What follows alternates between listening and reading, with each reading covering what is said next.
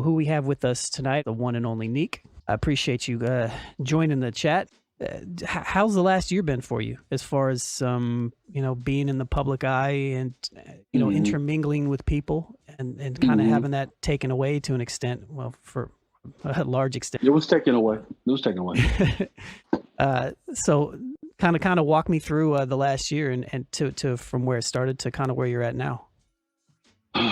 Man, so first and foremost, man, thank you for having me, man. I'm glad to catch up with you. I appreciate being here. Like I told you before we started, it's an honor. Thank you for the platform and thank you for what you're doing in hip hop. All right, so I'll start from the touring. So released the album 𝗂𝗲𝗄 𝗲𝗱 it is my highest, most listened to, consumed album to date. It did very well. The tour went very well. So from that particular point on, it was like I was in a very vulnerable space just as a human being, starting to really talk about and delve into different concepts, that exposed me somewhat as just like what I was feeling, what I was going through, and not being ashamed about, exposing that part of me and not just worrying about just saying, okay, let me just make a dope rap and let me just be a dope artist and keep it moving. So that tour was so dope because I was able to share that music with so many different people, but people was able to connect on a human level. So I went to 25 cities. I went pretty much East Coast, South, West Coast, Northwest, Canada. I went everywhere. And then when I came back, kind of settled down, started to recoup a little bit more. And then obviously, what happens when you tour, what happens when you release music, people are going to start reaching out again. So I would say the top of 2020, I was essentially, without even thinking about it, I was prepared to go on tour again. I was getting hit up for those same shows, different venues, different in the same city, different venues, getting hit up to come back out. And, just mundanely not even thinking about it. I'm just like, okay, cool. I'll be there. Yeah, I'll be there. Cool. I'll take that. Yeah, I'll take this deposit. Cool. So as I look up, we're getting to about February. I'm like, man, on the artistry side, it's a lot of good things happening, but it's a lot of good things that are happening that I'm not necessarily know that I'm ready for or I'm prepared for because I wasn't really thinking about it strategically. It was just like, these are opportunities being presented. I'm taking them. But what does this really mean at the end of the day? March comes, boom, COVID happens. So as COVID is happening, I'm getting all of these emails, cancellations. Hey, we got to shut down. There's going to be a shutdown. We don't know what's going on with the situation. We'll get back in contact with you to reschedule. So at that point, I'm in a space like, man, this is a real, this is a pandemic. Like, what is this? Like, I'm like everybody else. I'm a little confused. I'm a little like, what does this all mean? So at that point, that was, obviously that was the first time where we didn't have control, quote unquote, over our artistry and our careers, especially us as artists who tour and, things of that nature. So the first thing that forced me to do was think. I know that sounds mundane and simple, but it forced me to think about where I was as a person, where I was, how I'm going to navigate these things as a human being. So there were a lot of things in me on a personal level that started to come up that I needed to address, that I needed to confront, because I didn't realize how much music, as great as it was, in a lot of ways for my personal growth, just as a man and as an individual, served as somewhat of a distraction, in a way, because I had to take that time not only to retool my business and retool myself as an artist, but also to start thinking about, man, I have 2 kids, how I'm going to get them to think about what's going on and talk to them about what we're dealing with and navigating through a pandemic. So with that being said, what it did for me is it made me deal with a lot of myself on a emotional side and the spiritual side, because I had to really confront some things that I didn't know that I wasn't dealing with as a person. So I got real heavy into a lot of reading, real heavy into a lot of spiritual work, real heavy into just more so relearning and refiguring out, why do I even do this? What does it serve? What's the point of me creating as an individual? Yeah, I can rap. Yeah, I can produce. Yeah, that's fine. But why do you do it? What's the purpose? What's the point? And I started to rediscover a love for music that I realized that I didn't have for a while. And I started to rediscover just things that I wanted to talk about and delve into and really speak on that probably wouldn't have came into fruition if I was on the road, if I was touring and things of that nature. So So you're saying it kind of gave you some space to kind of to live a little bit in a way, or to kind of reevaluate certain. Was there anything in particular that you read that kind of stands out to you, or that kind of I don't know, was extra helpful? You know what I mean? I would say one book that I read was I read a book from my pastor called 𝗂𝐲𝐲 𝗢𝐵𝐴. That was a really helpful book for me because it dealt with you as a human being on the identity level. So just understanding where your fuel comes from, why do you do what you do, who's at the helm of your life in terms of how you see yourself, from a spiritual perspective. Also, I read a book from 𝗂𝐫𝐲 𝗢𝗱, How to Make It in the New Music Business, the second edition. That was a very helpful book because, it helped me think about things musically that I wasn't necessarily putting a lot of emphasis on the back end, the marketing, the branding, the advertisement of the music, not just the music itself, and just learning like what's important. Is plays important, or is building a fan base important? And try to figure out, as an individual, where do you want to put your resources into, and what's your overall end game here. So those were two powerful books that I read. I read another one. I read well, I'm still reading right now. It's a book called The Prophetic Responsibility, also from my pastor. And I'm also reading a book of how to build wealth from $1. Okay. Yeah. So those are some of the reads that I had over the pandemic, The independent lifestyle, because we have so many different hats that we have to wear. Aside from just like making the music, and it's just a kind of a common conversation with a lot of my creative friends who are like doing everything from scratch and have to manage not only the creative aspect. It's like the left and the right brain, right? It's like you gotta be able to create and then get out of that world and go in the other world and then get out of it and go back. And what's the most efficient way to do both of those things while also having like a healthy lifestyle, to where you're able to communicate with people. You're able to, you mentioned you have 2 kids, like your family, and give all the things back to you that are going to want to make you keep going in the first place. That's kind of what I struggle with a lot of times, is working too much. So I have to, yeah. And so I think it's just a trait, like it's a gift and a curse, that it's a great thing to be able to have the ability to conjure up an idea and to follow it through and to have the patience to grow it, and all those good things. But there's also something to be said about the ability to also like chill out sometimes and like enjoy the moment that you're in. And for me, that's just exceptionally hard. So it's definitely is hard for me too, because there's always something to do. There's always something to finish. There's always something to complete. And, when you know that you're pretty much the beginning and end of the process, it's kind of hard to let things linger, especially when you know how vital and important they are. Yeah.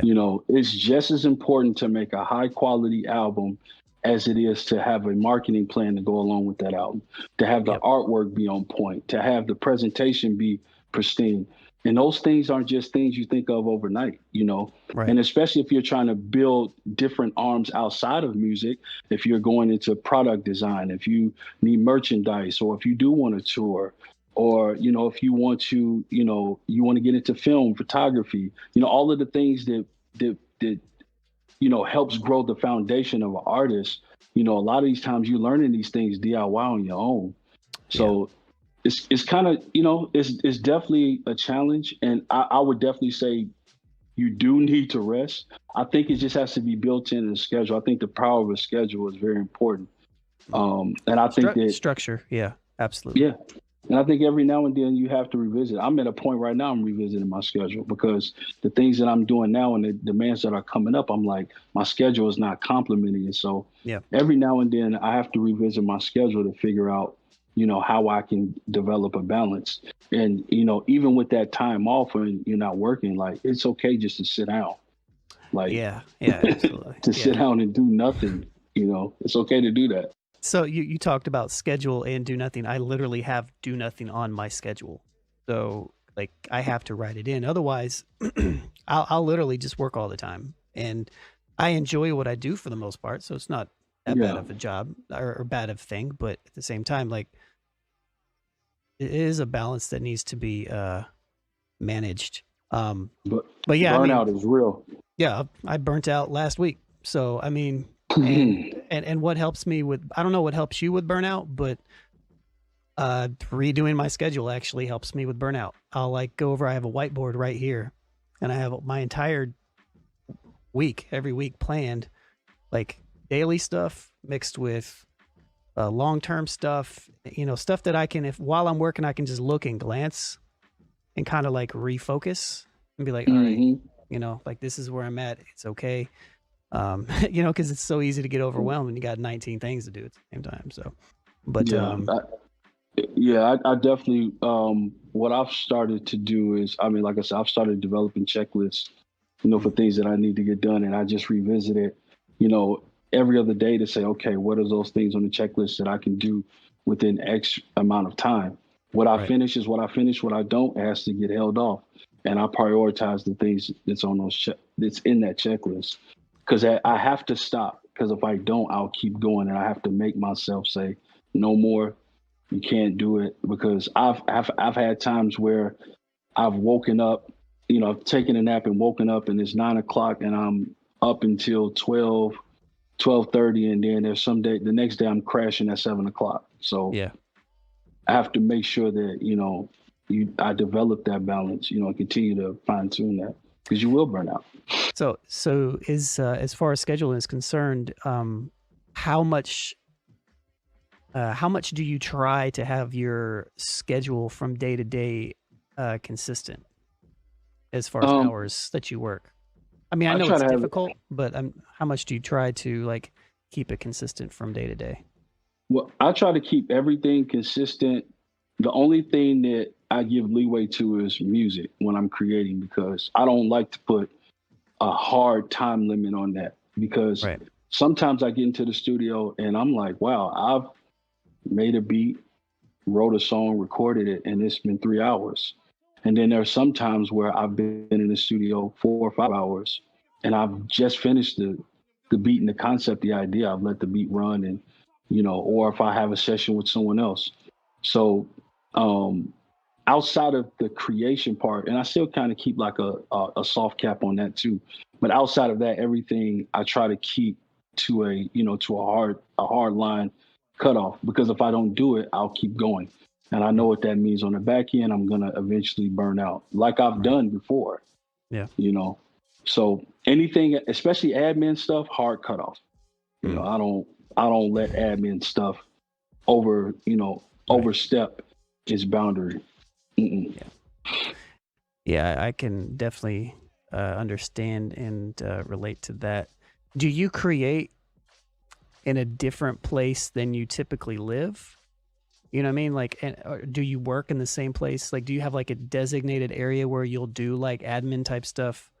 You know, you mentioned going to the studio to where like you can walk away from it, or is it something where you just like wherever you're at, you just kind of do it? You know, admin stuff. I mean, I do everything at home. You know, Yeah. I do admin stuff here. I have a actual recording studio in my house, so Nice. I do admin stuff and record and produce everything, you know, in the house. And like I said, I've been building my home studio out for, I'll say, the last 2.5, 3 years. So I've been just buying equipment over time and, Hmm. you know, setting up my space that way. Because Nice. like I've been more efficient being able to work from home and being able to, you know, create from home. You know, I still like, we had a studio, I say 2017, we did have an outside studio, but you know, we couldn't continue to figure out a way to serve its purpose. So it was kind of like, let's just let this thing go, and you know, we'll revisit that at another time. And Yeah. especially with COVID happening and stuff like that, having a home studio and making that investment was perfect. Hmm. You know, it was perfect because I mean, where else are you gonna go right now? You know, Right. at that particular time. You know, Yeah. but I do everything at home.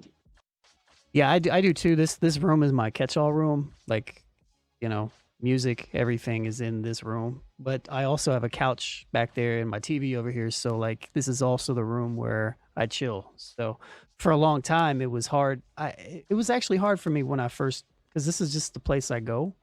It was hard for me Hmm. to kind of separate the work from the leisure sometimes because it was in the same place.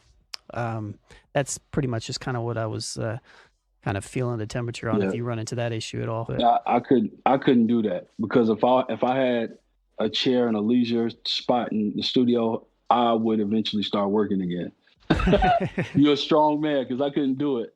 no, I I'd be mean, like, I'd legit fail on a regular basis, man. So I'd be it's like, dang, I was thinking about this concept. I could just knock it out right now. Like, that's how my mind will work. So yeah, I have to be careful. I literally have to detach because if I don't, I will work. I know me. You know what I mean? yeah. So you're a good man. You're a good dude.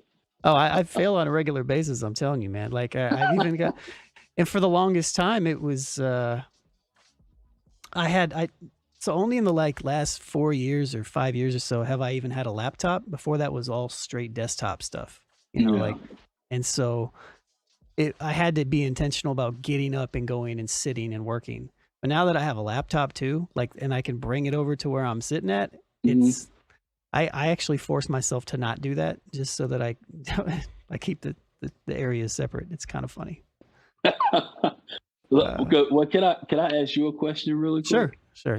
So, because you know, we just really just talking, having a conversation.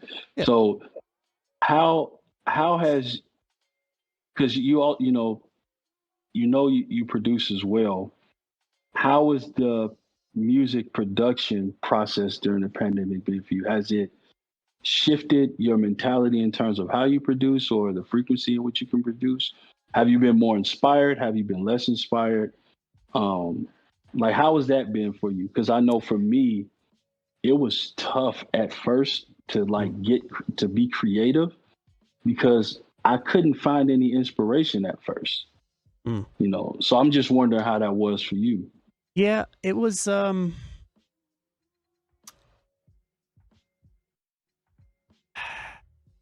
it, for me it comes in waves, you know, and Hmm.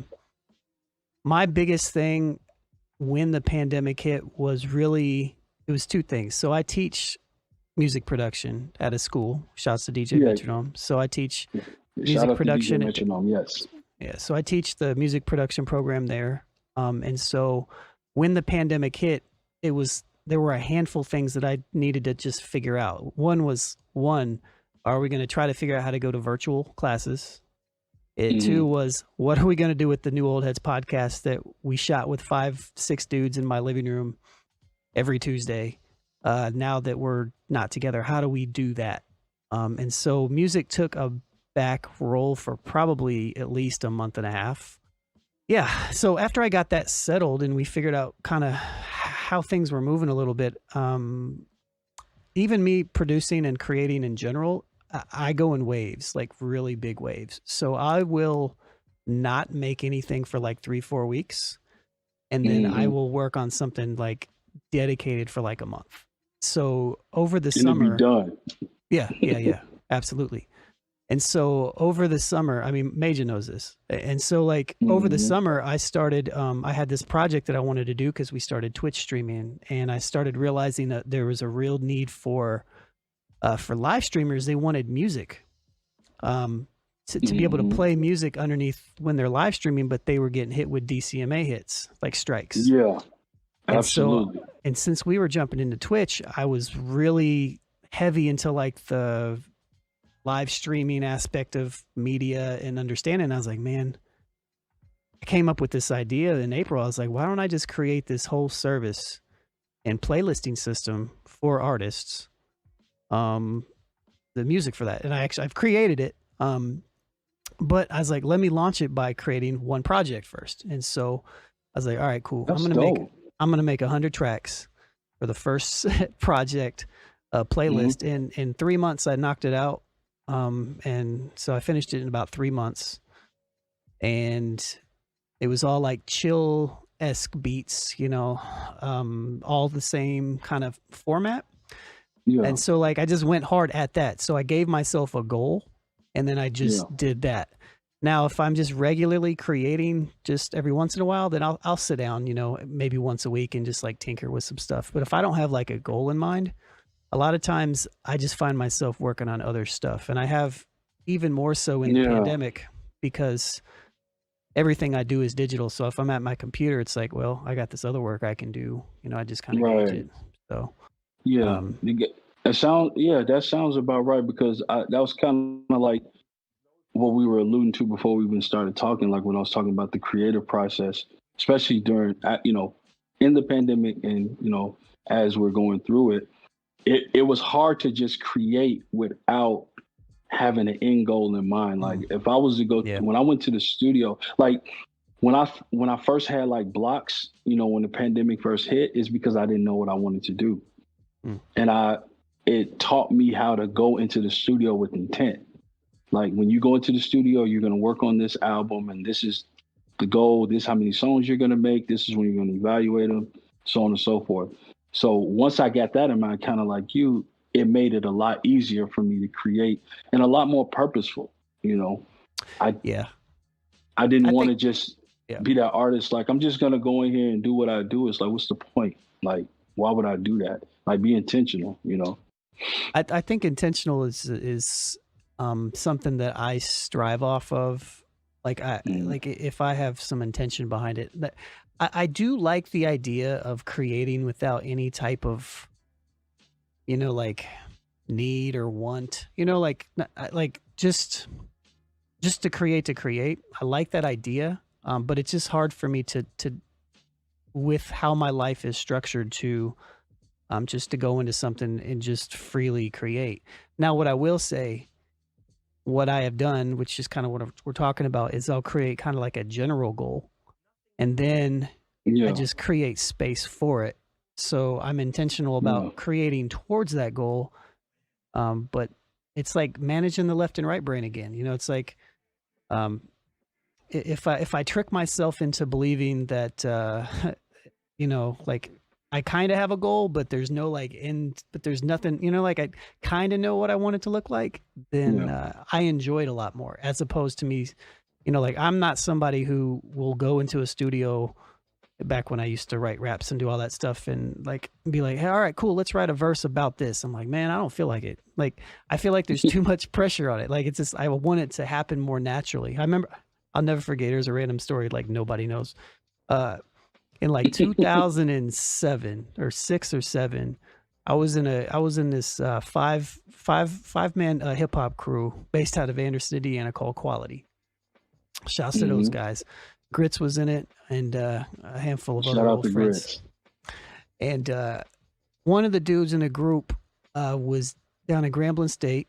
He was going to Grambling State, and he had made a connection with somebody who was starting a Sony, I don't know, one of those small labels that was going to get eaten up by Sony. You know, Sony was going to buy into them or something. It's like some WNBA player or something.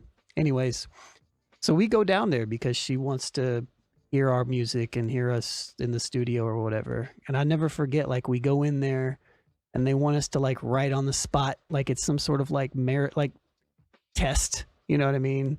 And I'm just like, I'm not doing this shit. I was like, I'm not doing it. Like, this is not how I create. This is not how I work. I realized back then, like, you know, that I just can't force it, and that it's just not natural if I try to force it, especially the writing process.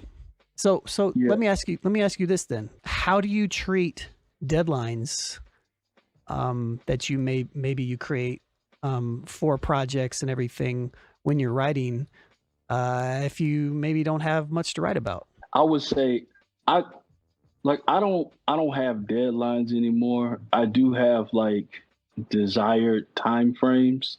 Gotcha. Like when I want to release something. So if I say I want to release something around August, September-ish, and I know that I'm in the studio, say it's, you know, February, March, I know at that time I can kind of calculate how many songs I need to do within that time frame to meet that desired time frame. But even if I don't, I'm okay. I'm still in the ballpark. I'm still in the area.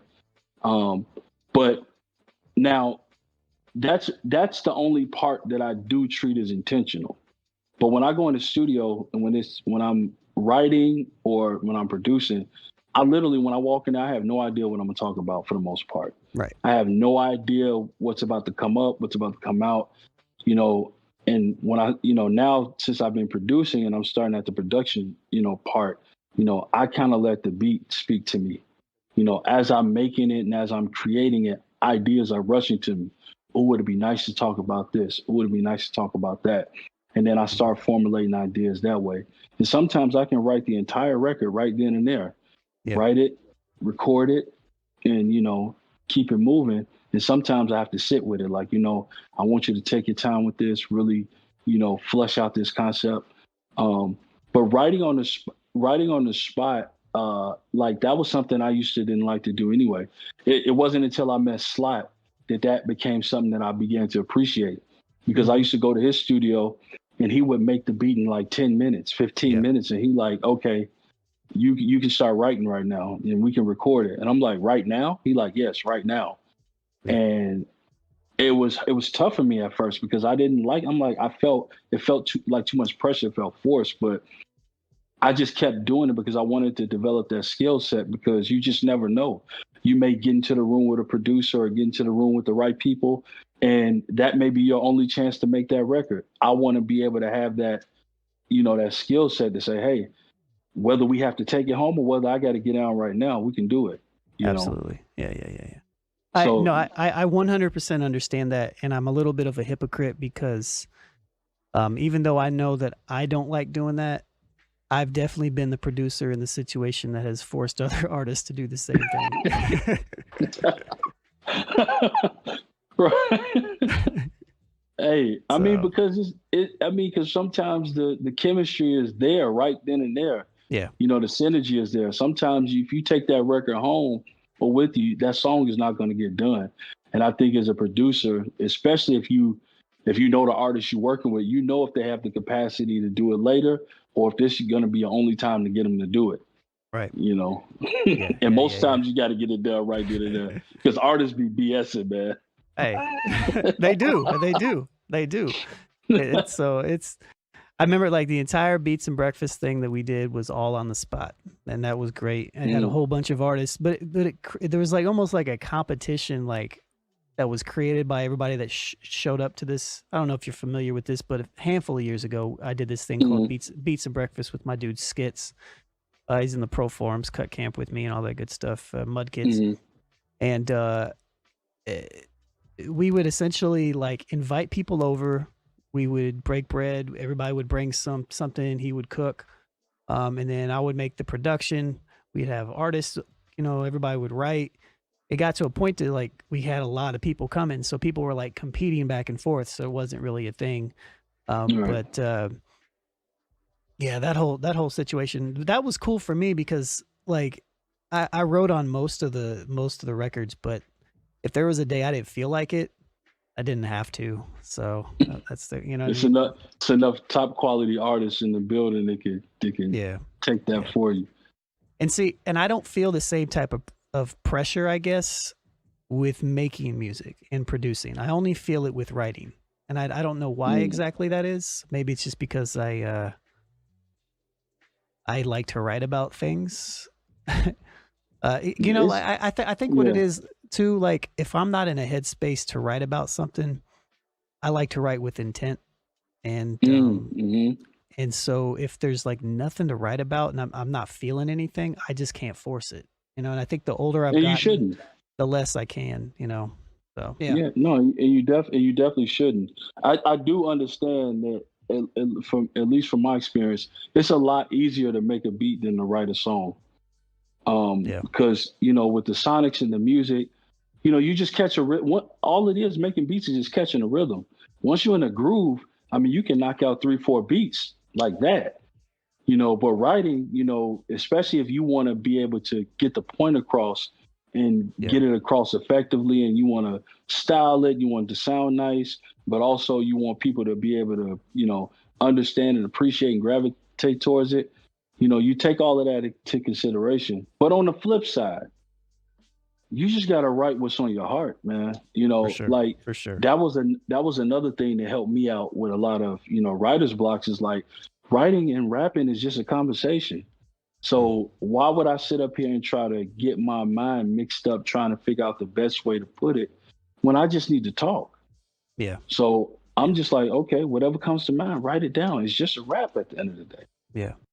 Yeah. It's a conversation. It's an interesting psychological thing sometimes, like I've had this conversation with a lot of people that write, and it's just I've got so many songs out, man. I feel like I've written about everything. And sometimes it's like I think you know what part of it is too? And I don't know if you can relate, maybe not, maybe anybody else in the chat or anybody else watching, but I'm at a place in my life where, and it kind of goes to what you were saying and what we're saying, but where I feel like there's so much noise in the world and I don't want to add to it unless it like has some sort of significance to it. And I know that that's kind of contradictory to like the content is king attitude that we're kind of living through right now with technology and everything. But I have a really hard back and forth with myself personally about not, a little bit of imposter syndrome, maybe of adding just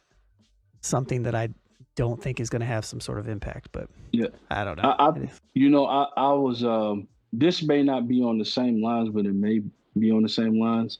I was in another interview and I was talking about how us as artists can really get in our own heads and we start to think about all of the tripwires before the song is even written or the project is even out. But what it does is it freezes us up and it hinders us. And now we're sitting on, we have, top of the line concepts, high quality songs that we've already created that makes it hard to get out, like, and to push because we're like, I just don't want to be just known as another rapper, or I don't want to make more noise. It's already enough noise. But then, you got to think about it. Like, no one is you. No one is me. Right. It doesn't matter what anybody does. There can only be one you and one me. So ultimately, it's 7.5 billion people in the world. As much noise as it is, there's enough people that are looking for artists like me and you that want to hear what we have to say. So those are the people that you want to gravitate to and look towards because everybody isn't for everybody. Yep. So I think even more importantly now, and especially in 2021, is you got to build your tribe. You got to focus on building your tribe, and they don't care about what everybody else is making. They just like, Lone, do you got something? I know you get those messages like, yo, when are you gonna bring something out, or when is the next song dropping, or when are you and such gonna do a project? And you like, okay, it's in the works. I'm thinking about it, but I mean, it's coming from a real place because they don't care about noise. They care about, being they're a fan of your music and they want to hear you. So you got to service them, man. You're absolutely right. Those are definitely words of wisdom, and definitely, again, I call myself a hypocrite because this is the same thing that I tell everybody else. But it's just like with myself, sometimes it's just kind of like, it's a real thing, though. The way I justify, just doing other things.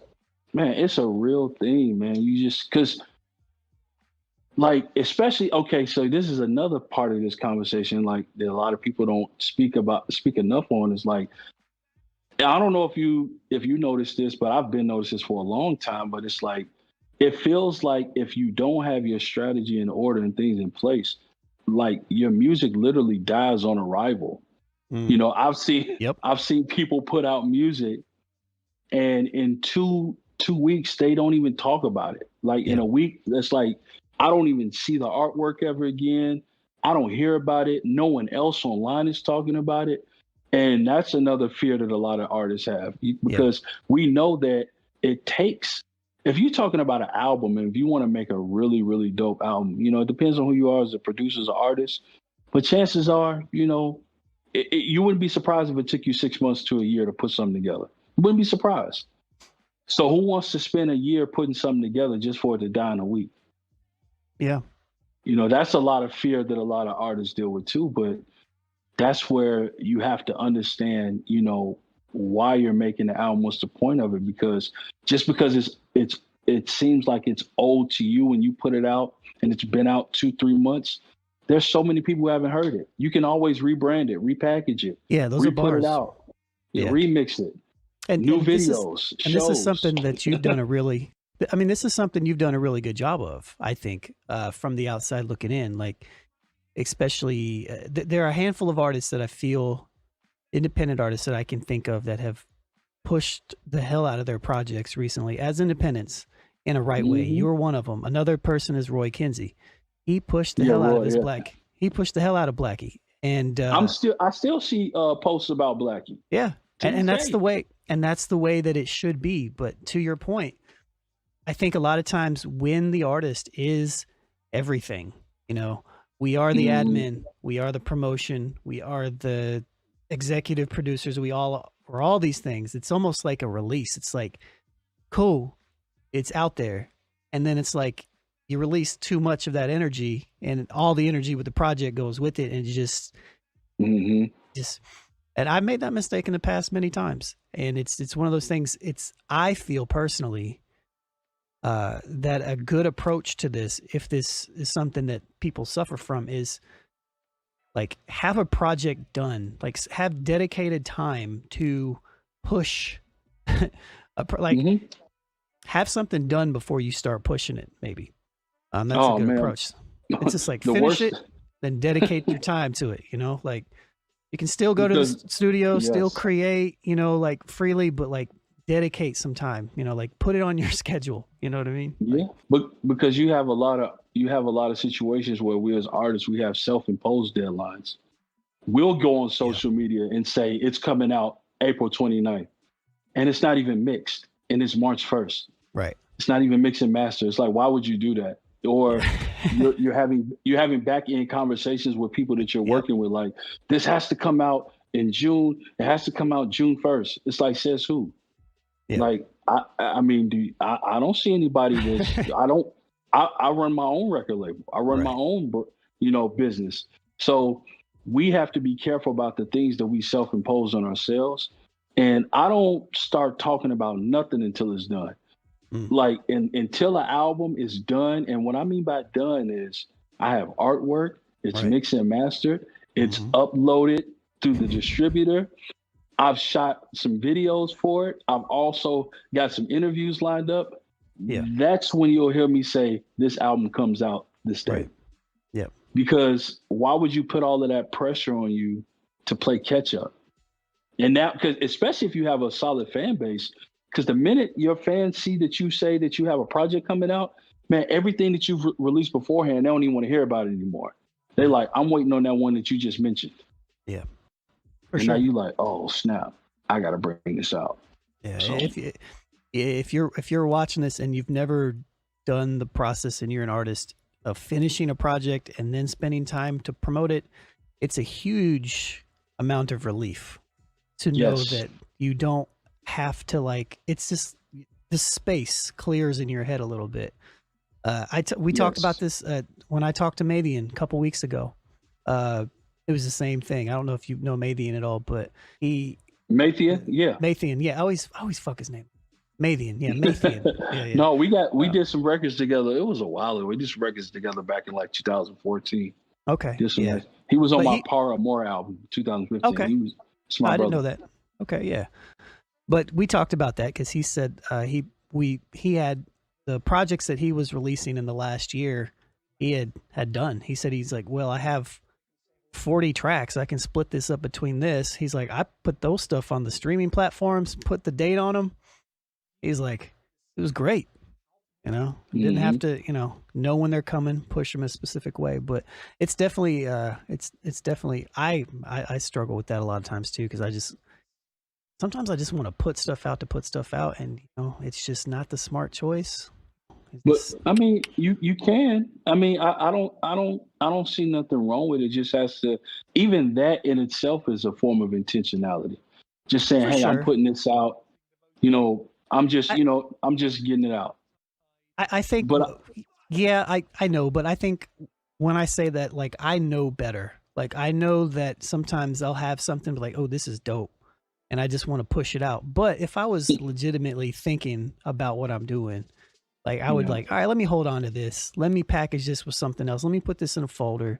Let me plan this a little bit better so that, it's just not just random. I do agree with what you're saying. Like, every once in a while, it's cool to just throw something random out to people. That's just what it is. But me specifically, I know that it would make more sense for me to, just for the way that my mind is set up and the way my life is set up, that to be a little less random in that aspect. But I mean, I agree with what you're saying.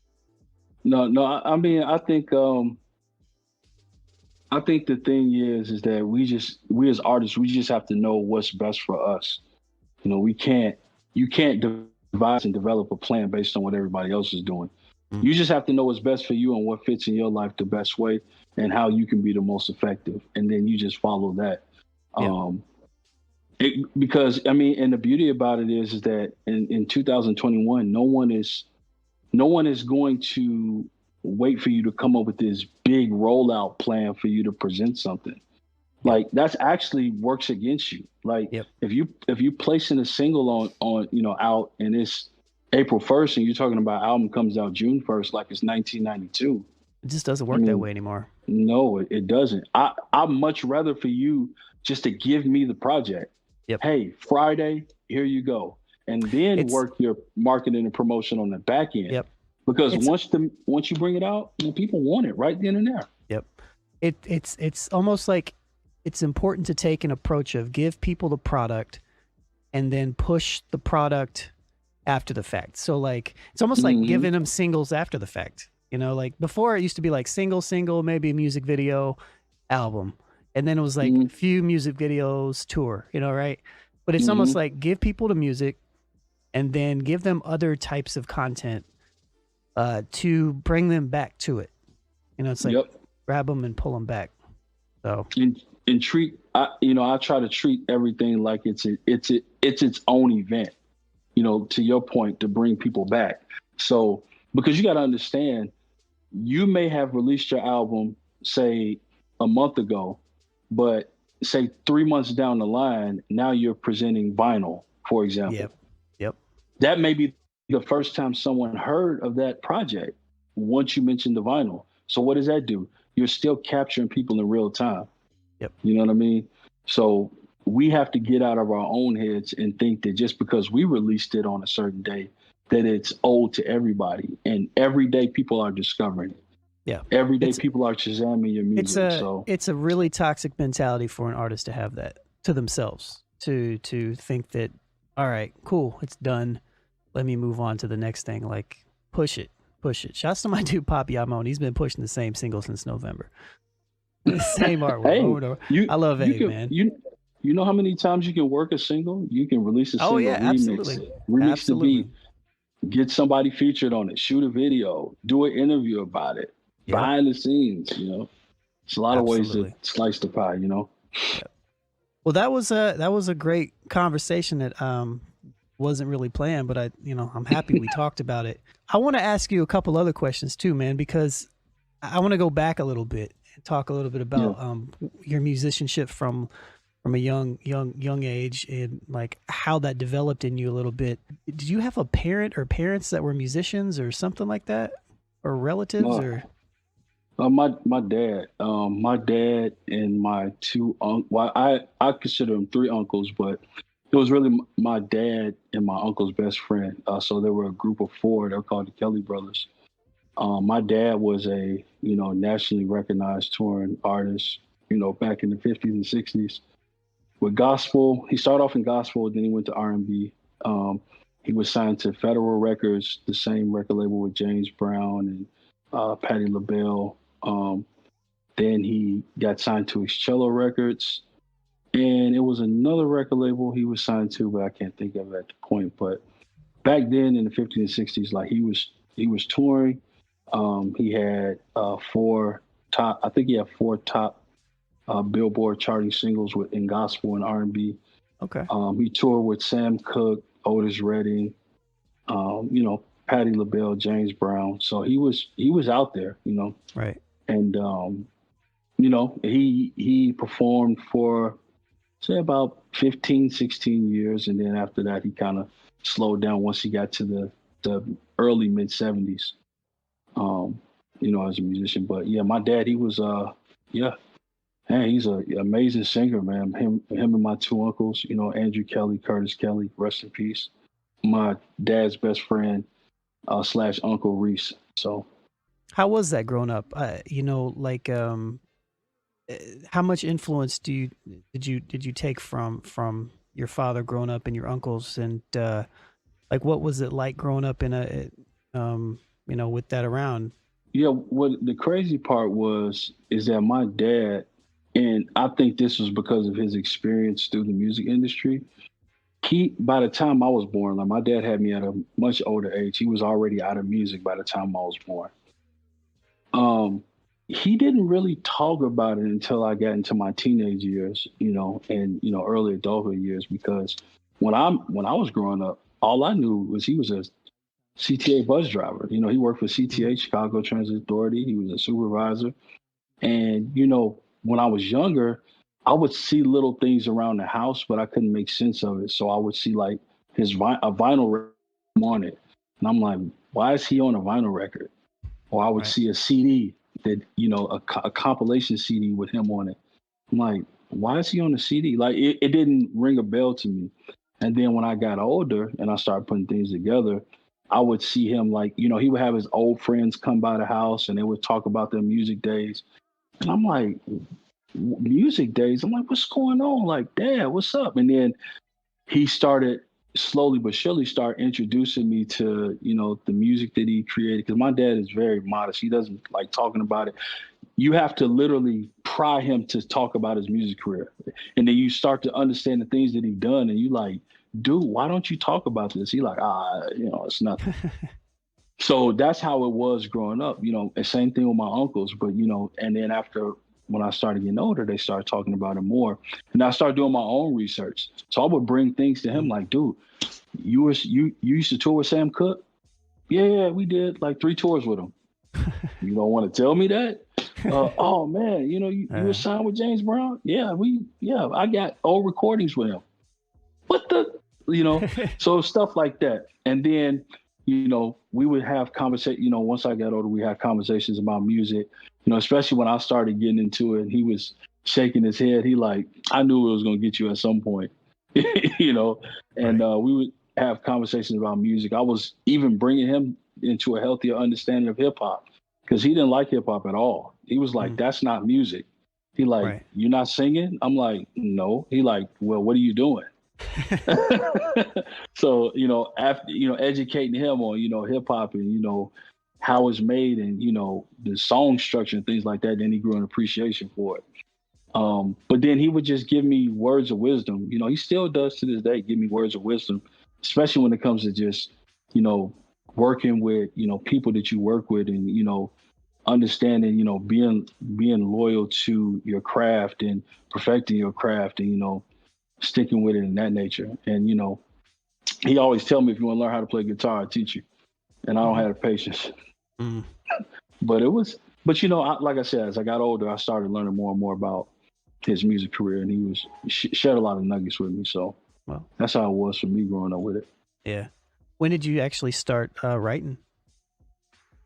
I started writing like I was had to be like 16 because my older brother was producing. He was into it heavy since we were younger, but I didn't want to do that. I was playing basketball. I thought I was going to the NBA. Okay. So so he was producing, and I would just, I admire my brother a lot, so I would just go into the room where he was at, and I'm like, dude, I can do this. And he like, if you serious, I'll let you try it. I'm like, yeah, it sounds good. Let me try it, And he would teach me song structure and teach me about bars and, interline rhyme and things like that. And I started writing, to me, I thought everything was fire. Mm, I thought from the minute I started writing, I was like, oh, this is dope. It yeah. was so trash. It was so Yep. trash, bro. I think we Super all have trash. that. I think we all have that story. It was super trash. I was recording. I thought I was like, man, I'm like, yeah, this is dope. He like, dude, nah, man, you need work. And then he would just teach me, what I need to focus on. He like, yo, you need to focus on your cadence. You need to focus on your tone. You need to focus on, flow. Like you sound stiff. You need to focus on, how to, flow on the beat better. And I would just take those things slowly over time and, practice them. And, you know, that's kind of like where I started. And then he moved because he stays in Florida now. He moved to Florida. And then around that time, like he was essentially quote unquote producing for me. So at that point, I was kind of like, I was writing, but I didn't have a team or people that I worked with essentially. So at that point, I was kind of like just going out to events and going out to shows and meeting people. So, Mhm. how much older is your brother than you? My brother's like 4 years older than me. Do you have other siblings too? I get man. I'm one of nine. Oh, okay. Yeah, I call it us the Black Brady Bunch because my dad had 4 kids and my mom had 4 kids, and then they had me. You said you started writing when you were 16. And This is so over the course of like 3 years Okay. before my brother moved, and Okay. then there was a gap between 19 and I say about 22 where I was still doing it, but not really. Yeah. It's kind of like if I happen to fall into a studio, I'll work on some stuff. But Gotcha. then around I would say around 2008, 9ish. Even no, 2007, 8. I said, okay, I really want to do this. Like, I really want to meet some people. I really want to build. I really want to grow, as an artist. And that's when I started being proactive What about made getting you on the scene. want to do that? Because I loved it, man. I loved it. I miss writing with my brother when he was here. And, I just started having this burning desire to create. And, and like I said, I always loved how the message in the music always affected people. That's why I've always from jump wrote with a message. I always wrote with something to say, and it was always a great feeling for people to say, "Man, look, that changed my life." Man, when you said that, man, you opened my eyes up. Like things like that. That's what was a heavy motivation for me because I know what that did for people at the core level. So once I started to just get back on the scene and just really just start to like network and build, I got to give a shout out to Since 96, Sincerely Yours, because if it wasn't for him, I wouldn't have met a lot of people that I know today. I wouldn't have met Slade, I wouldn't have met people like Mulatto Patriot who introduced me to Pugs Adams and Prime Meridian and who I then eventually met Rashid Hadi through. So Right. How'd you meet? that's when. How'd you meet Sincere, or Sincerely? He goes since 96 now. He changed his Yeah. name, right? Yeah. Yeah. I met him. Me and him met. I met him early on. We was like 19. So I Okay. met him. And you're I from was, Chicago too, right? Like you grew up Yeah. in Chicago. Yep. So I went to Western Illinois, and I was really cool with this guy named J-Mo and this other guy named Seth. And once we was in Western Illinois, which is in Macomb, Illinois, I found out that they stayed close to me back home, but they just stayed. I stayed on the west side. They stayed in Oak Park, which is right next to each other in Chicago. It's literally the suburb over. So they like, man, we were like I said, I was dabbling with music then. They're like, hey man, I'm gonna let's get up when we get back home, from home. And then they knew J-Mo and Seth knew Sincerely Yours, which he had a session that introduced me to him and brought me to his studio, which was in his house. He had a portable setup that he had, and I went over there. And it was so funny because when I met Sincerely Yours, he had like all his guys at his house, everybody that rapped and produced. And I go over there and they like, what you about to do? I'm like, I guess I'm about to rap with y'all, right? So they're like, man, let me see what you got, go record something. I recorded my first verse and we was cool ever since. And, me and him, like I said, I've known him 4 or 5 years before I met everybody else, that I know now. So me and Sincere, we've been like this since the beginning. Yeah. When it came to creating. I think when I first got I don't remember when I first got introduced to you, to be honest, but it was probably through Slot, is what I'm guessing. I'm not sure exactly. So I do remember a couple things. I do remember you and Sincerely Yours. I remember you guys worked a lot together. And I do remember the time at A3C, because you and Slot were performing, because I shot that video of you playing on that outside stage. But I don't remember. I don't remember. That's actually where we played. That's where we met. That's where we met. We met there. And then you introduced me to bringing down the band, and that you were from Indy, and we connected from there. You sent me the video and everything that you shot or whatnot. Okay. And it's all a blur at this point, but I do remember.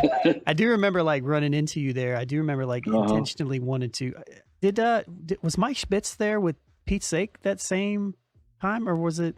Oh my God, I don't even know, man. You asking me to go to a part of my brain that I know, right? It's so I went there. So me and Hinks Jones, me and Grits, we got invited on 2009, and then we went and played in 2010 at the Masquerade, and we played on that same stage that you were at. But I don't know if we played there the same year you did. And I think I met you the year after, though. I don't know, man. I get or maybe it was 2008 and 2000. I don't know. It's all blurred together at this point. But yeah, we definitely met down there. I just can't remember the year. I want to say 2009. That's very possible. It's very possible. So, but yeah, that was. I don't even remember why I wanted to even figure out when I actually met you. I don't even remember. Like, I feel like I had a point and then I lost it. But all I know is that I met you. Then we all went back home, and then at that point, you was, I think I started sending you music because you're like, I have a blog. Send me some music. I'll check it out. I'll let you know if I like it. I'll post it. And then at that point, I think I reached back out to you because I wanted to do shows out of town. And I was like, hey man, I want to connect, in Indy, you're out there. And you was like, sure, I can help you out. And I think at that time you were thinking about coming to Chicago as well. So we were kind of like having conversations about how we can cross book one another. Right. I think that's where that definitely makes sense. Yeah. Yeah. Cause around that time me and Grits with Hinks Jones, we were doing a lot of just traveling and music at that point in time. Because I remember when I was like, yo, you need to come to Chicago, and you're like, I'm already got a show at the Tonic Room, like I'm already booked. And you guys did. I think you guys did a show there, and then you guys do a show at Sub T one time as well. Yeah, we did one at Sub T. That was like 2013 or 14, I think, with Il Brown. I think it was right around the time he was releasing his Man, has it really been that long? That's crazy, man. I'm just bringing the connection back to how we met and where our conversation started. We were artists just trying to cross brand and cross network to get to each other's cities and expand, because that's a smart thing to do. You got to find like-minded people in different cities, and it's the easiest thing to do, and it's the most effective way to do it. Why would you put all that pressure on yourself to try to come to Chicago when I'm already here? I already know the scene. I already know the ins and outs. Yeah. So yeah, sense. Absolutely. That's the number one thing that I tell artists that are wanting to like do more with their career is just, well, there's a handful of things. Number one, be likable, like as a person. Yes. Like be likable. Like if no matter how good your music is, if you're not likable, it doesn't matter. But besides that, it's just network, man. Just connect with people. Just connect and figure out where you fit in with them and what you can do for them. And in return, naturally, yeah, exactly. And naturally it comes back. So yeah, that was a fun time, man.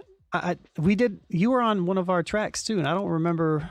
I recorded with you when I think I recorded with, but that was for a Major 7 song. And there was a couple things, I don't know. We had a couple overlapping. Help us out. Yeah. But you were on one of our records though. The last 𝐂𝐫𝐄 album we did. Major produced it. And you were on that, but you were right, because you were also doing something for Major as well. We just like, because I still have the picture. I still have the picture. It was like us in my studio room area. Mm-hmm. So. I definitely remember. I'm just trying to remember. And we ain't got to spend too much time. I know, all I know is that I was recording in your house. Yep. Since 9/6, Sincerely Yours. You mentioned Rashid Hadi. Prime Meridian, you said Pugs Adams, I believe, as well. Yes. All you guys, kind of from the outside looking in, from somebody who doesn't live in Chicago but knows Chicago people, like how did all this kind of stem from just kind of what you were saying earlier, like you building with Sincere early on and then just him introducing? No, I didn't meet everybody through Since 9/6, but he was the starting point for a lot of people that I met. Gotcha. Okay, cool. How I met this person, then at this person I met that person. Sort of deal. Got you. Okay, cool.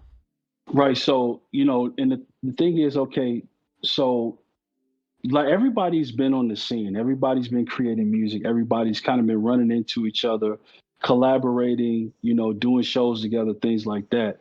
So naturally, there is a chemistry there, where a promoter books you, it happens to be Prime Meridian on the bill as well, and now you're like, okay, you're doing the show, hey, let's connect afterwards. And for the most part, a lot of us followed up with one another, and we ended up being on each other's projects and really supporting each other on the back end when it came to on the collaboration side. But then also too, like for example with Fillmore, I met him through Rashid Hadi, because him and Rashid Hadi was working, on projects together, but I didn't I knew of him. I just didn't officially meet him. And then, once again, you're crossing sessions together. Hey, this is Fillmore, this is Neak. Hey, what's going on?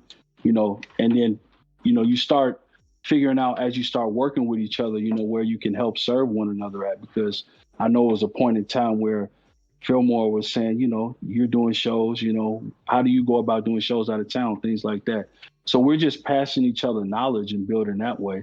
And then next thing you know, it's like you start becoming family, because it goes from just what do you need and how can I serve to, man, how's everything going with you? And, you start to learn about a person's mentality, their nuances and things like that.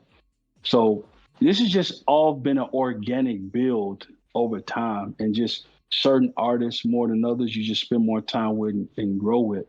And everyone is kind of, just focusing on, building their individual careers out and grinding in that way. But also everyone is around help serving one another and really being a think tank for one another, providing ideas and, strategizing with each other if need be. So a lot of what you see when you see projects go out from different artists, that people like you mentioned, we've probably had conversations about certain things that they're doing before it goes out. I remember before Add 2, when he released Jim Crow the Musical, me and Slot was sitting with him, and he was just sharing his ideas about how he wants to bring out his album and what he wants to do, and getting feedback and things like that. And we would have those type of conversations. So those are the type of relationships that we've been able to build with one another over the years, you know. Yeah. And just, you know, and also do more business together too. Creating opportunities to make money with your friends is always a great thing. I kind of asked that question only, well, to kind of transition to how you got into producing. And Okay. how much of the people around you kind of maybe influenced you and or helped you go down that path, or was there much guidance there at all? Because you've only been producing for what, 5-6 years, or has it been longer than that now? 2015, 16. So Yeah, about five, about 5, so 6 years. 4 or 5 years, which in retrospect, considering you've had a musical career for, you know, over a decade now, you know, it's a relatively short time. So talk about why you decided to go down that path and, you know, how you were able to transition into it. When I think about producing to me by definition is if you have any say-so on the final version of the song, you've produced on it. Right. So when I used to, you know, when we were creating it in the studio, I would always have feedback or insight on, you know, how records would go, or, you know, just my opinion on where things should fit in the record. And, you know, it was grateful, you know, for people like 𝗡𝗲𝘄 𝗢𝗲, they valued my opinion. And, you know, they would ask me for feedback. What do you think about this? And, you know, I would watch the process. So I would see how drums would get taken out or extra keys added or different vocal parts added, you know, to make a song fuller on certain aspects of the song. So I was seeing all of this from jump. But when it came from me to want to actually start like physically getting behind the boards myself, it really came out of just the frequency in which I was working at. Like, as much as I love everybody I work with, you know, I was going to their studios. So I can only work as often as I go to them. So, and once again, if I call Slot, for example, if I call Slot or Rashid right now to go to the studio tomorrow or Sunday, chances are I can probably go, you know. So that wasn't necessarily the problem. But what happens when it's 1:30 in the morning on a Monday? Right. What happens when it's 4 o'clock on a Tuesday? You know, it's like, how do I get this idea out? And, you know, production always interested me anyway. And I started having conversations with Slot. I was like, man, you know, what would you recommend for equipment if I want to start producing? And he was like, well, what type of music you want to make? I'm like, hip hop. I mean, what do you mean? He like, no. What type of hip hop do you want to make? How do you want it to feel? How you want it to sound? Because that's going to determine where you start investing at. Don't just go out here buying equipment. Understand what type of music you want to make, then find the appropriate tools for the, you know, that you need. Right. And I'm like, man, you know, I like, you know, I like an analog sound. I like it warm. I like it, you know, I don't like music to be too digitized. He like, well, okay, you want an MPC 2000 𝗡𝐿 then. Yeah. You know, he just starts saying stuff like that. And I'm like, okay. He like, well, let's look up one. Let's get one. So did some research, found one. I found my first MPC on Craigslist. Ran it. It was a guy, quote unquote, saying he wanted to sell it to me. He gave me a price. It was a modded one. So he told me about 500. I'm like, cool. I get there to go buy it. It's this producer that I know named Custom Beats. I know him. He like, Neak, okay, yeah, what's up, man? Yeah, he like, what are you doing internet. here? Yeah, I'm like, he like, what are you doing here? I'm like, I'm about to buy MP. Oh man, that's me you was talking to. I'm like, dude, he like, oh man, I got the MPC right here. He's like, and by the way, since it's you, I'm gonna give you all these drums. I'm gonna give you all these samples. That's how I got that. And then I take the MPC to the house. Did you get the drum sounds on like a zip disk, or how did that? He gave it to me on a zip. Like little card. What's those little cards he gave me? SD cards. And then he sent me an email with a bunch of drums. He's like, when you get home, download those, put them on the card, you know. So I'm like, oh man, I'm about to start making beats now, you know. And of course, I don't know what the hell to do with this thing. I'm like, what do I do? I'm like, Slot, man, you got to help me out. He like, no, man, go figure it out. I'm like, dude, you bogus. He like, no, go figure it out. Come talk to me in a week and let me know what you made. So I'm on YouTube University. I'm trying to figure out, how to make a beat on an MPC 2000 XL. And when I tell you It's a learning curve. trash, A oh learning my curve. God, I'm talking about trash. I almost quit making beats in the first week. I said, this is too hard. I'm like, Yep. it sounded messy. It was all over the place. It would just sound incongruent. So I'm going back to him. He like, well, show me what you got. And I'm playing stuff, and he like, he's snickering. I'm like, man, what's up? All right, man. He like, why your drums sound like that? I'm like, what's wrong with him? He like, no, man, you got to chop those up. I'm like, what's that? He like, you have to chop them up in little pieces so you can have control. And I'm like, how you do that? And he took the MPC and he started, chopping them up. And I almost didn't get my MPC back because he liked how it sounds so much. He wanted to keep it. But he started chopping them up into little pieces, and then he started showing me how to control different drum patterns, how to mix drums up, how to stack them. And I'm like, oh, that's how you do that. Oh, that's dope. And he told me the same thing with samples and, finding parts and sounds and kind of developing your own landscape. So once I had that knowledge, I started slowly seeing it come together. I would make something and I'd be like, oh, this don't sound too bad. And every time I made something new, it got better and better. I still wasn't comfortable enough to write over it though, because but I was just happy that I saw the progress. And then, eventually I just kept going at it. I was really dedicated in the first year. I didn't really make a song for a year. I was in my MPC for a whole year. And, Major used to always crack jokes about me because he used to be like, oh, Neak got an MPC now. He ain't gonna need a producer now. He used to always mess with me. I thought it was just something he was messing with, but that's tough too. That's an interesting it's interesting that you started with hardware, like in 2014, 15, because of all of the virtual options that we have. I bought a 2000 XL in like 2010 or 11 because I never had any hardware. I was only using like Acid Music or Free FL Studio. And I bought one off eBay, similar, from somebody I kind of knew. And it came with a zip drive and an extra zip drive that I can plug into my computer. And I sat down with it for about 2 hours and I had like a 4-bar loop. And I was like, no, this is taking too long. The workflow. It definitely took a long time. And I turned around and sold it. It's just like, I'm going to go back to where I was. But that's crazy. So do you still make stuff with the MPC now? I still got it. I don't use it as much because I upgraded to the Renaissance. The Renaissance is so much, the MPC Renaissance, so much faster.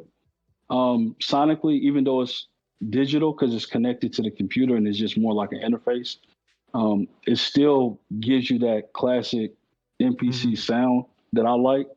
But with the 2000 XL, like I did 𝗏𝗲𝐻, I did my whole album on the 2000 XL with that. And then when I started producing for 696, when I did his Blessed album, that's when I transitioned to the MPC Renaissance. That's a good album, by the way. Yeah, we worked on that album for a while. Like he was putting out stuff here and there. He's just putting out singles, but he really wanted to take his time on the Blessed album, and we did. We worked on it a little bit over close to a year. I just worked at his pace, because it was a personal album to him. He featured all of his family members on there, and just really just emphasized, family is the reason why he's blessed. So I knew that was more of a deeper dive for him emotionally. So I just went at his pace. I'm like, man, when you want to set up the session, come through. If you want to take some time, you can do that as well. But, whenever you're ready to work, I'm here. And it definitely came together. It's one of my favorite works from him, for sure. So you went from, you were talking about the MPC Renaissance and how it still had like the same type of grit. Do you use, what kind of DAW do you use? I use Ableton. Okay. Yeah, I love Ableton. I think I just use Ableton by default because I watched 𝗏𝗏 over the years use Ableton, and I loved what he was able to do in it. And, like I said, I tracked out on my beats there. I do a lot of my edits there. I record my vocals there. I don't mix and master myself. So and it's very easy for me to track out tracks and send it over for mixing and mastering. It's just so convenient. Ableton is. I have no complaints with Ableton at all. Yeah, I just got Ableton 11 last week, so I'm getting ready to dive into that. It's got some cool features, but it's same for me. I used to use a handful of DAWs, and once I got introduced to Ableton, I stopped using Pro Tools. I stopped using Acid Music. I stopped using FL Studio. Stopped using SoundForge. Workflow is all in there for me. So yeah. So I started in the Renaissance for the majority. Sometimes literally I'll just go straight to Ableton and make the whole record right there. Like I literally sometimes I just go get my 𝗡𝗲𝐄 keyboard and I'll make it right then and there. But for the most part, I start with the Renaissance, track the beat out in Ableton, and then I'll finish it off in there if I want to add keys or, bass or anything like that, if I'm not 16 level in the bass. And then it's easier for me to have it already tracked out if I want to bring in musicians or, if I send it out for musicians to play over certain stuff. It's already conveniently laid out. So it's dope. You do work with a lot of musicians on your stuff, I've noticed. And I know even when you tour, you bring a band. It's not just you and a DJ. A lot of times it's you, or at least a drummer. Yeah. Is there any specific reason why you like to use musicians a lot? Or do you use them a lot? Let me ask you this question. Do you use them a lot in the production process, or is it a lot in the post? Is it more so for like live stuff, to kind of replay stuff, or do you use musicians more so for like actual creation and or how does that overlap? How does that work for you in your process of how you create? For the most part, what I've learned from experience is that it's easier to get a musician to create with you with the foundation already laid. So I rarely have a musician in the studio with me while I'm working. I'll work on the record.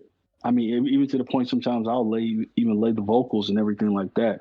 And then if I say, for example, I hear live bass or I hear electric guitar or I hear additional keys, that's when I'll reach out to people that I know and say, hey, I got this record I want to collaborate with you with.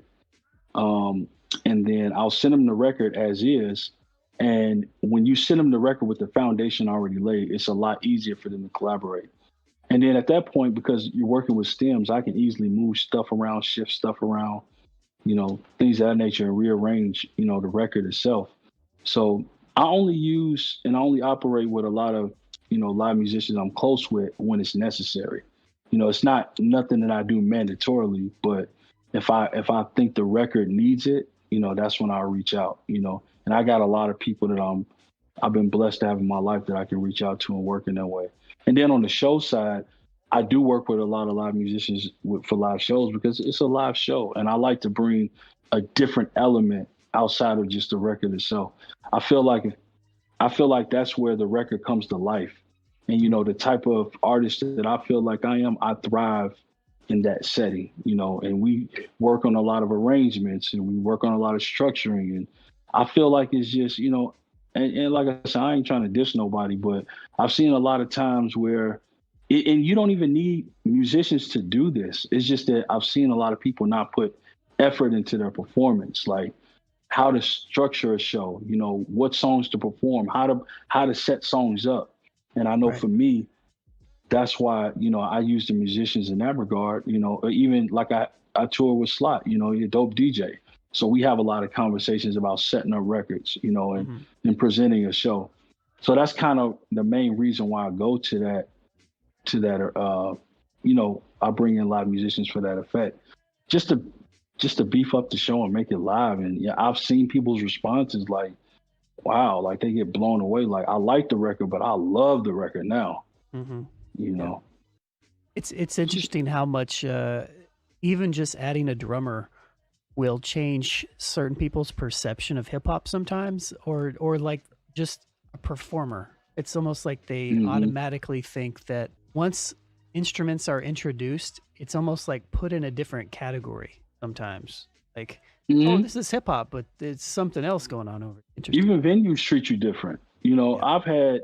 I've had situations where I've performed at different venues or I went on the road, and they know it's a hip hop show because the booking talent buyers told the sound guy, gave him the script like it's a hip hop show, and they automatically assume like, okay, it's just going to be a DJ set up, and that's probably pretty much it.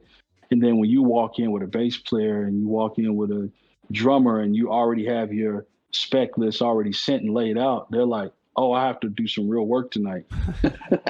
It's like, even if it was just me and a DJ, it's still real work. So it's a level, and like, I can't quantify this and I can't put a number on this, but I do know that when it comes to hip hop, 8 times out of 10, a lot of these venues don't treat it with a lot of respect when it comes to the Mhm. preparation of it, getting the sound right, making sure the lighting is together and the experience is together. So to your point, you're right. When you walk in and you have that live instrumentation following you, they know there's a certain level of respect that has to come with it. And also they know that they have work to do. Like they can't just plug and play with this, Mm. you know. I mean, nobody likes to perform with horrible sound, and No. I imagine horrible sound with a live band is even probably worse than just a DJ playing a track. So, Hmm. um, transition a little bit here. Talk a little bit about the Gold Standard Collective and what that is. So essentially, Gold Standard Collective, um, and how it eventually came about was we were there were a group of us, me, since 96, Rashid Hadi, Fable, Fillmore, Taiwan Davis. At that point, we were already kind of working closely together. I mean, at that point, Rashid and Fillmore had an album that was getting ready to come out. 𝗏𝗄𝐻 was getting ready to come out. I just started working on Since 96 album. Taiwan would do a lot of product and merch design with us through Culture Power 45. So we were already kind of working in a system together. So we had a conversation one night. We were at Taiwan's house and we were like, we just need to, why don't we just officially brand this and bring it together? We're already working together. And it made sense, at that point, that, to just come together and just really cross brand and, really build each other's individual artist brands up, but as well as that, make music together. We're already doing that. So we started doing that, and then we just came together as just an artist collective. A lot of people thought we were like a group, like this is a new hip hop group, and I Right. can understand that. If you see artists coming together, you don't think, oh, this is an artist collective. You think a group. So, Yeah. but essentially, the goal was to be an artist collective who just bring in and supply and provide resources for one another to help expand our individual brands. Um, and that's what eventually, started to happen. We would just have a lot of strategy meetings, a lot of strategy sessions to really help fine tune albums to come out the best way possible. So even with That an makes album sense. like even with an album like 𝗏𝗄𝐻, you know, like I played the record for everybody. I asked for honest feedback. Honest feedback was given. Healthy criticism was given. You know, not just with the music, but down to the artwork, the branding, the messaging. Is the message being conveyed? Things of that nature. And then, so when the album came out, and like I said, it's still my highest received album to date. I saw the fruits of that being done.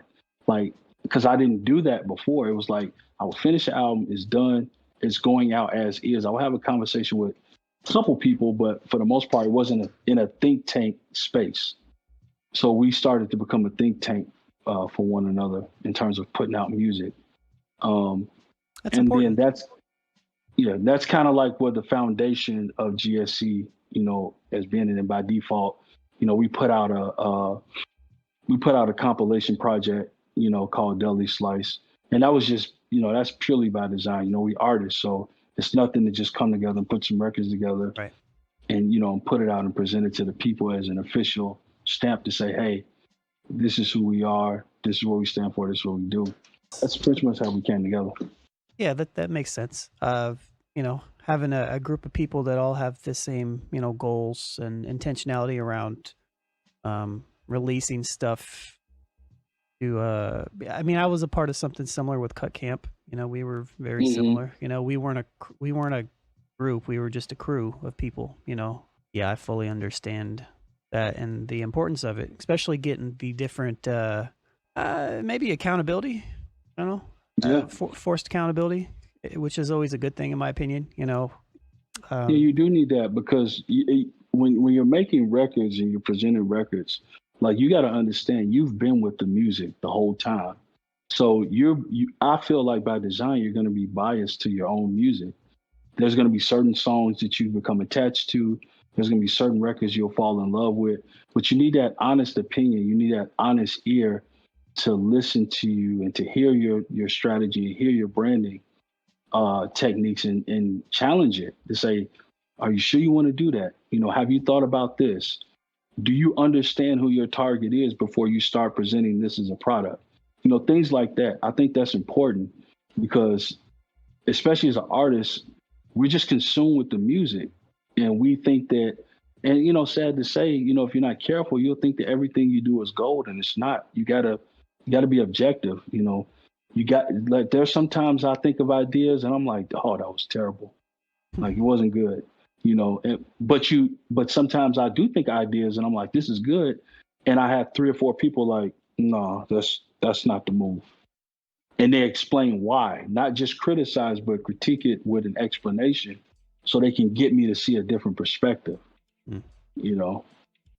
So yeah, that's important to think tank idea. I think it's a great way to grow, man. We talked a little bit earlier about, you know, creative blocks and in and out of it, you know, and whatnot. What's on your plate right now? Do you have anything that you're ready to release? Did I miss something that you released recently, which is very possible? I released in November 2020. I released a 8-track album called 𝗔𝗓. Yes, that's right. Yeah, so I produced 80% of that. Slot did the intro. 𝗓𝗓 produced a record called 𝗓𝗓𝗱 that I just released a video for recently. So I released that project. That project did very well. It was essentially a part of a process where I started to record in batches. So when I'm working on a project, I'll record up to a certain point, and then I'll just evaluate what I have, and I'll say, okay, this is my album. These records, I need to figure out what to do with it. 𝗔𝗓𝗋 was that project. These are these 8 records that I have. Not sure what to do with them, but they sound really good together, and they have a message. So I was like, you know, let me try something different. I'm going to put it out. You know, I'll put this project out, see how it goes. And it did way better than I thought it was going to do. And people were like, oh, man, this album is phenomenal. And I'm like, uh-oh. I was like, this was one of those things I was just trying to put out, but it has some legs on it. So why not expand on that, on the opportunity to really, you know, take it to its highest depth. So, you know, we shot some more videos for it. You know, I'm still pushing it. We definitely have something coming on the vinyl side. I can tell you that while we're here. Nice. But yeah, but I've probably recorded more than I ever done in my life over the last year. And I mean, by design, obviously, is, you know, we were all pretty much locked up in the house, essentially. So is it just kind of a bunch of do you just have like a lot of songs just kind of sitting in queue in a way, or what do you mean by you've been recording a lot? I got projects sitting in queue. Okay. I mean, they start off as songs, but as I started making them, I started like I said, I record in batches. So I started putting songs together what I thought made sense. So what I do is when I record in batches, I put songs together, kind of in playlist form. And 𝗓𝗓, he executive produces pretty much everything that I have. I share pretty much everything with him that I do. And I'm like, hey, how does these records sound together? And he's like, okay, yeah, these are a nice set of records. You know, what's your intent with that? I think this is an album, and this album is touching on this, and this is what I want to accomplish with it. Okay, that makes sense. And then, you know, I got these batches of records. You know, I don't know, they sound good, but they don't sound good together. So I'm just going to keep recording until it develops itself. Stick them in a folder. Yeah. And then, you know, I've also been working on some collaborative projects too, that will be coming out this year too. So I have two collaborative projects that I've been working, actually three that I've been working on. As like a producer, or as like working as a producer, or working as an MC, or how two is an MC and a producer, and one is a producer strictly. And the one that I've been strictly a producer on was the album that's coming out. And it'll be out soon. The album with Rita J. That me and Rita J worked. Don't reveal too much together. Now. You don't want to put those pressures on yourself, you know. No, we've already said that. No, it's cool. I haven't given a date though. See, that's the key. True. You can tell people you got something coming, but you don't know when. It's when you say it's coming out on this day. Now you got a problem. Yeah, for sure. Dope. Good. I have a question too. So, 𝗏𝗏, is that German? Yes, sir. Okay, so talk to me about the meaning behind some of the album titles that you have, because you had 𝗏𝗲𝗄 and you have 𝗏𝗏. What's the? I don't think I've ever asked you the meaning behind it, and I don't think I've ever looked, but I am curious. Yeah. So 𝗏𝗏𝗄 means vulnerable, and it translates in the South African language Afrikaans as vulnerable. Because essentially that was kind of like the whole crux and the foundation of the album. Once again, talking about things that I normally wouldn't talk about on the emotional side. 𝗏𝗏 is just, in the English language, it translates into inner city. So that's kind of like the whole crux of that album is it almost feels like a rap version of like Inner City Blues, like the song itself, you know, kind of like the Marvin Gaye song Inner City Blues, where I have a song called Gentrified. I have a song called What Would Tupac Say? You know, I have a song called Days is Shorter, where I'm talking about the different ills that, you know, a lot of people experience in the inner city, especially as Black people, man. You know, when it comes to gentrification, when it comes to being ostracized for, you know, just simply for the color of your skin, man, it's crazy. So I delved into a lot of those different topics and concepts, you know, from that perspective. But I started that trend probably in 2015. And the reason why is because I just wanted to have something creatively different than I'm known for. You know, I started to notice that I was using, you know, as an American artist, I'm titling my albums outside of the English language, you know, and just kind of having that be like a staple for me. And like I said, and just the aesthetic of the words, I liked how it looked. I liked how it feels when you see it online, when people say it, you know, because it does create questions like, what is that? What does that mean? Why did you name that? And it's great talking points for the project as well, you know. I mean, I've picked up on that as well. That it seems to be something that, at least in your last couple projects, that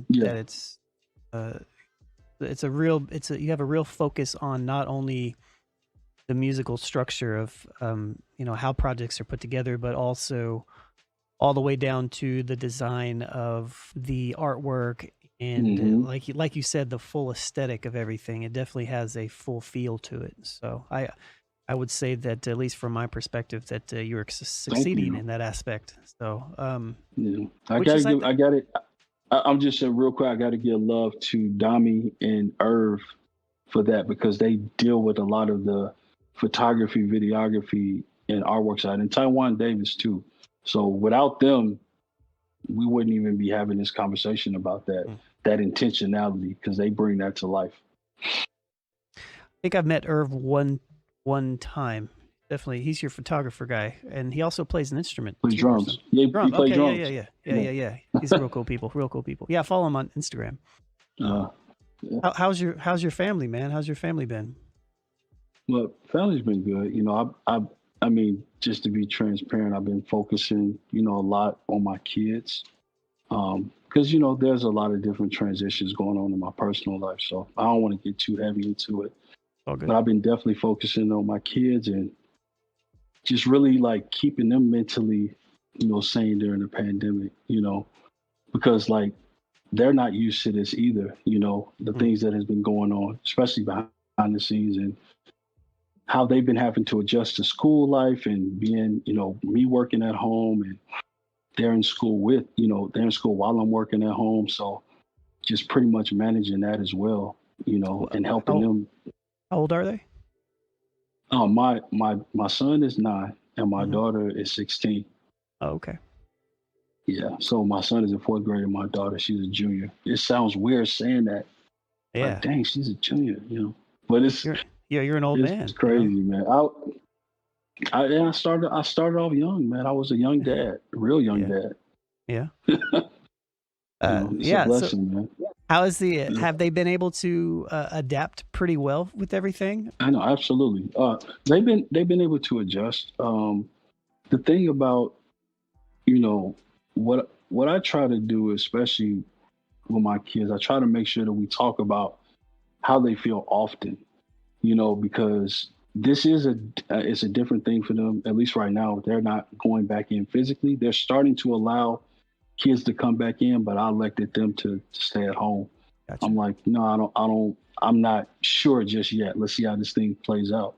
So we have a lot of conversations about just how they feel and how it is navigating, being at home. And I'm really close with their teacher. So if there's things that, I check in with them to see if there's anything that I can do better, or if there's any things that, that they can do better, how is the parent, the teacher, student relationship going, because I can't watch everything, while I'm working, I'm trusting, on a lot of levels, right. Like, hey, especially with my daughter, she's a lot older, so I'm okay with her. But with my son, he's a lot younger, so I have to be more attentive to him and making sure that everything is translating well for him. And for him, it's tough, man. Like, sometimes I have to tell him to sit down. Dude, you gotta sit down. Man, Dad, I'm tired, man. Oh, man, we gotta sit in this chair all day. And I joked with him. I'm like, so if you was at school, you'd be in a chair, right? Yeah, I would. I said, what's the difference? But I'm at home. Yeah. So it's different. But just allowing him to have that space, though, even at 9, like, yo, say how you feel. You frustrated, say it, because I don't want to be that parent to just be like, you better sit down and you better figure it out. It's like, right. Come on, man, this is different for them. It's different for all of us, So just giving them that space to just express itself, Yeah, that's cool. Yeah, I don't think I've ever talked to you about your children before, so good to know. Nah, it's all good. I definitely was, while the weather is getting better, I definitely want to just start taking them out more and just, being cautious about it, but just kind of just getting outside and just driving around, or just like, go to the museum or something like that, kind of just let their mind go outside of just being in the house and, being in front of the computer all day. Yeah. It's definitely important. You got to experience life, man. What are your short-term goals, maybe for the next 6 months, 7 months, just in general in life and, in music and all that, everything that encompasses it all? Well, on a short scale, man, for the next few months, one thing that I definitely want to do is I want to get these projects out, these newer projects that I'm working on. So I want to release music a little bit more frequently than I've done in the past. And once again, like they already said to go, so I want to this is really a test run for me. I want to see how that effect plays out. I want to see what it's like to release not just a lot of music, but a lot of high quality music. So I'm working really heavy on the quality side and just trying to make it as best as possible. So when it does come out and, and try a lot of different marketing and branding tactics that I've been learning just to see how it goes, to learn for myself. And also I definitely want, I'm working to develop a podcast, just centered around, the journey of just being an independent artist. I definitely think that because of the experience that I've had and things that I've learned up to this point, I definitely feel like just sharing my story and sharing different aspects of my story can help, and just different components of it, touring, creating a project, marketing and branding, and then also interviewing other people, that I've worked with, or other people that I've admired, or other people that I've, came across on the scene as well, bringing them in and sharing their experience too. So, to sew in and help other artists as well. So I definitely want to build that out. And I'm also, outside of just music, I'm also working with an organization entitled Rebuild the Hood, where on trying to build a music business grant where we could raise at least minimum $50,000 to give 50 artists at least $1,000 of Nice. of influx cash, just to keep the business going. It's Right. tough. I in the music space, we've been hit the hardest. We're the first to shut down. We're going to be the last ones to really be able to operate at full capacity. So I think that there should be a higher level of awareness about how impacted the music industry has been, especially on the indie level. So if I can service and serve well and give that impact, I'm all for it. I'm gonna definitely do what I can to really serve on that front. Have you done anything in the past related to community and grant and stuff like that, and community building in that aspect? This past year, I've worked with the organization, and we were able to work with a partner by the name of Luxury Law. He's a high-end fashion designer for a lot of people, in Hollywood and stuff like that. And working with him, his Flawless Fundraiser, I was able to help strategically grow the fundraiser committee. Had the fundraiser committee help grow up to $100,000 for the health and beauty industry, because that was his industry and that's what he wanted to focus on, especially after the riots here in Chicago. It's pretty bad. A lot of stores got tore up, burned down, and things of that nature. So we partnered with him. Shout out to Shanice Orford, who's the president. We partnered with him to help bring funds to the health and beauty industry. And now, not only that, now we're transitioning into the music space, especially the independent artists, not just in Chicago, but, we're trying to figure out how we can open it up to other cities as well. Because it's important, Yeah. It's definitely important. Yeah, absolutely. I wanted to mention, I wrote this down kind of as a little small note, and I didn't finish the thought, so I didn't know what it was until you mentioned something else. Do you have any type of fear that if you jump outside of the music realm, that people will look at you as something else besides Neak the musician? And does that bother you at all?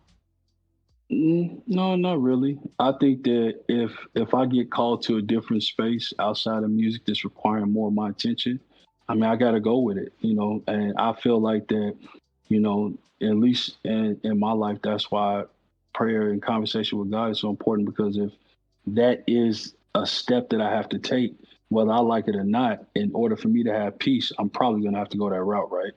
Because otherwise I'm going to have this internal battle where I'm struggling with, and I'm trying to force myself to do X, Y, and Z, when it's like, no, you have more impact over here and you need to go over here and, expound upon that impact. But I don't think that should be a fear, even though I understand it, if you're consistently about your artist career, like in terms of putting music out, having a strategy for your music, and staying consistent. What ends up happening, where that fear comes into play, is because we do all of these other things, but then we neglect the artist side. So we're not creating as much. We're not putting out as much music. So I think as long as we have a healthy balance of just constantly creating and constantly putting things out in its due season, anything else you do outside of that, it'll just complement that, if you do it and you cross-brand it the right way. If you're an artist and you're talking about, man, you care about people and you care about, what's going on. If I'm making an album called Inner Style, I'm talking about what's going on in the inner city.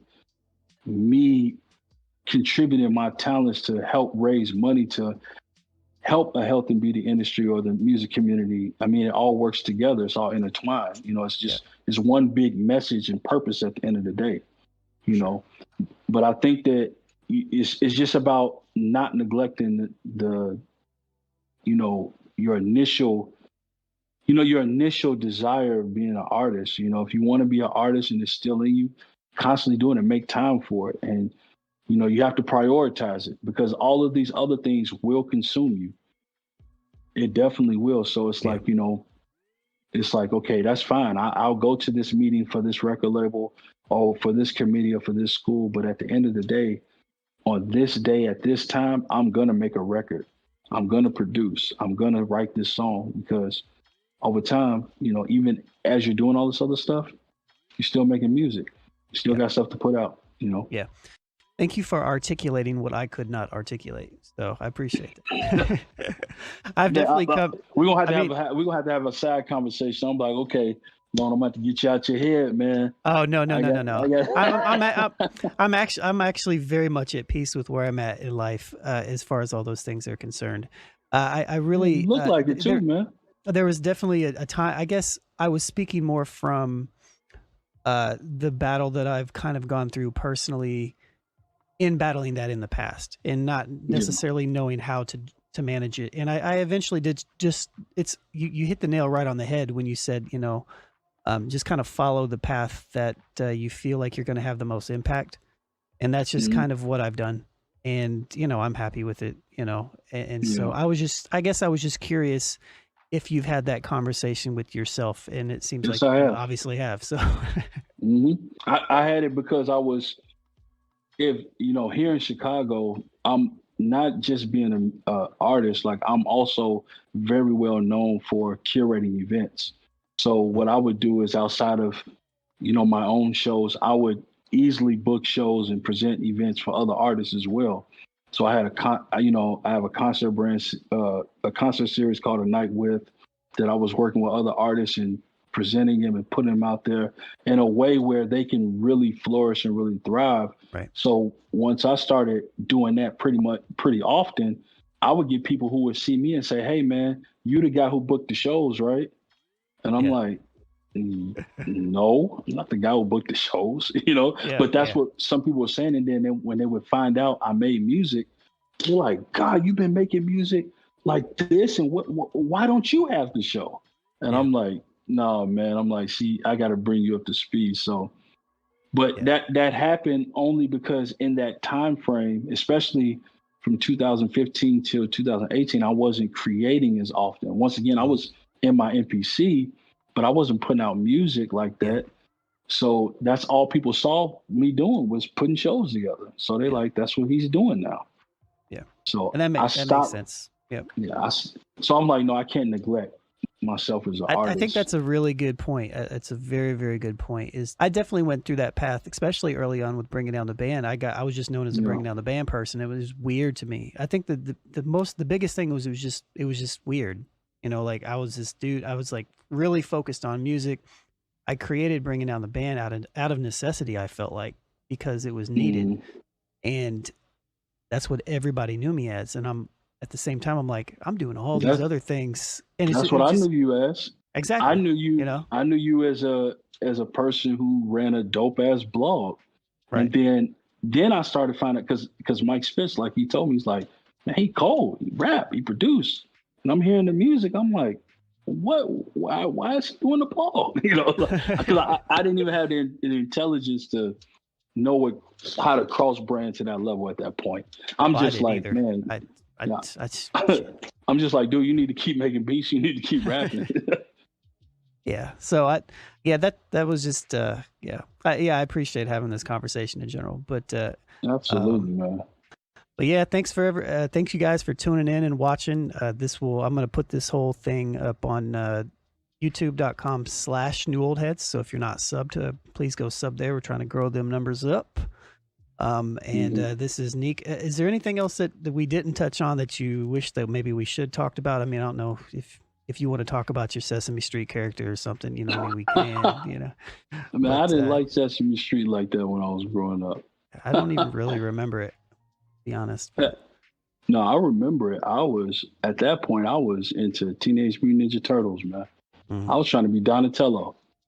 All I remember is the Count, man. The Count. Yeah, I liked Raphael.